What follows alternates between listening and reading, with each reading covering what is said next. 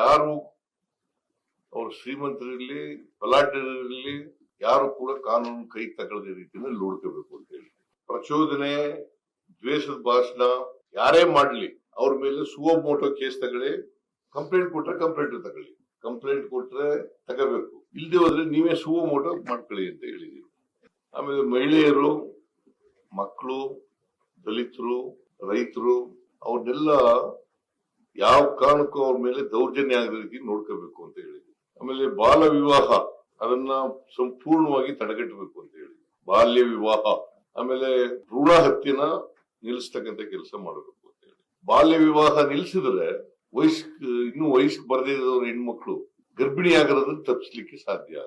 ಬಾಲ್ಯ ವಿವಾಹ ಕಡಿಮೆ ಮಾಡ್ಲಿಕ್ಕೆ ಸಾಧ್ಯ ಆಗುತ್ತೆ. ನಾನು DCC CO ಕಾನ್ಫರೆನ್ಸ್ ನಲ್ಲೂ ಕೂಡ ಹೇಳಿದೀನಿ. ನಾನು ವಿಲೇಜ್ ಅಕೌಂಟೆಂಟ್ಗಳು ಅವ್ರಿಗೆ ಗೊತ್ತಿಲ್ಲದೆ ತಹಸೀಲ್ದಾರರು, ಸ್ಥಿರಸ್ತೆದಾರರು ಇವ್ರಿಗೆ ಗೊತ್ತಿಲ್ಲದೆ ಮದುವೆ ಆಗಕ್ಕೆ ಸಾಧ್ಯ ಆಗೋದಿಲ್ಲ ಹಳ್ಳಿನಲ್ಲಿ. ಬಾಲ್ಯ ವಿವಾಹ ಅವರಿಂದ ಮಾಹಿತಿ ತಗೊಂಡು ನಿಲ್ಲಿಸಿ ಅಂತ ಹೇಳಿದೀನಿ.